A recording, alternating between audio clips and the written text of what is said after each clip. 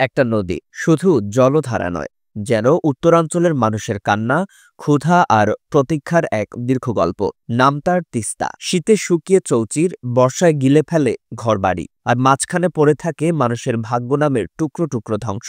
স্বাধীনতার পর কেটেছে প্রায় ৫ দশক, কিন্তু তিস্তার পাড়ে দাঁড়িয়ে কেউ বলতে পারেনি তোমাদের জন্য কিছু করতে পেরেছি। তবে এবার ইতিহাস বদলে দিতে আসছেন অন্তর্বর্তী সরকারের প্রধান উপদেষ্টা ডক্টর মোহাম্মদ ইউনূস। তার হাত ধরেই বাস্তবায়নের পথে ১২,০০০ কোটি টাকার তিস্তা মহাপরিকল্পনা। চুক্তি চূড়ান্ত পর্যায়ে, কাজ শুরু হবে ২০২৬ সালের জানুয়ারিতেই। এটা হতে যাচ্ছে বাংলাদেশের নদী ব্যবস্থাপনার ইতিহাসে সবচেয়ে সাহসী ও বড় প্রকল্প।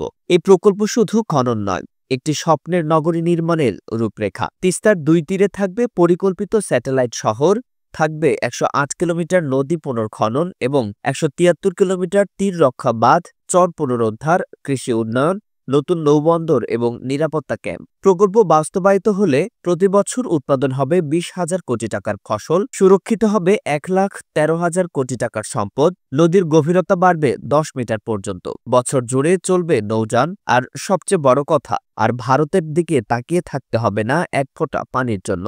তিস্তা মানেই লালমনিরহাট, নীলফামারী, রংপুর আর গাইবান্ধার ফেটে যাওয়া জমি। তবে এবার সেই নদীকেই পুনর্জন্ম দিতে চায় বাংলাদেশ। ডক্টর ইউনূসের নেতৃত্বে এই প্রকল্প এখন আর কল্পনা নয়, বাস্তবের একদম দোরগোড়ায়। চীন সরকারের সহায়তায় প্রকল্পটি বাস্তবায়িত হবে পূর্ব চীনের সুকিয়ানের মডেলে। একসময় হুয়াংহুকে বলা হতো চীনের দুঃখ, আজ সেটাই চীনের কৃষির শক্তি।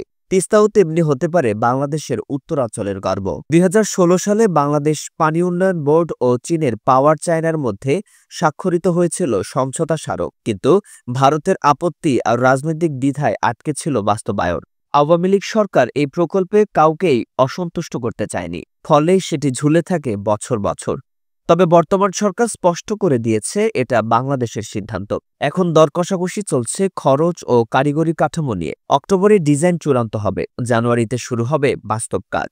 গঙ্গাচড়া, কাউনিয়া, চিলমারি, কে জানে কোন ভোরে নদী হবে আশীর্বাদ। সবচেয়ে বেশি ক্ষতিগ্রস্ত রংপুরের গঙ্গাচড়া ও আশেপাশের অঞ্চলে শুধু নদী নয়, প্রাণী ফিরে পাবে, মাটি পাবে উর্বরতা, কৃষক পাবে ফসল, পরিবার পাবে স্বস্তি।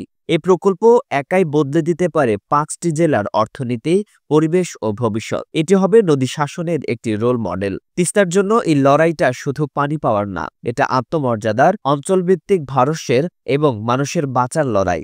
ডক্টর ইউনূস যদি পারেন, তবে ইতিহাস লিখবে তিস্তার তীরে একদিন একজন এসেছিলেন, যিনি শুধু প্রতিশ্রুতি দেননি, বাস্তবায়ন করে দেখিয়েছেন। তিস্তা বদলাচ্ছে, এখন শুধু সময়ের অপেক্ষা। স্বপ্ন এবার কেবল স্বপ্নই থাকবে না। জানুয়ারি ২০২৬ তিস্তা লিখতে যাচ্ছে এক নতুন ইতিহাস।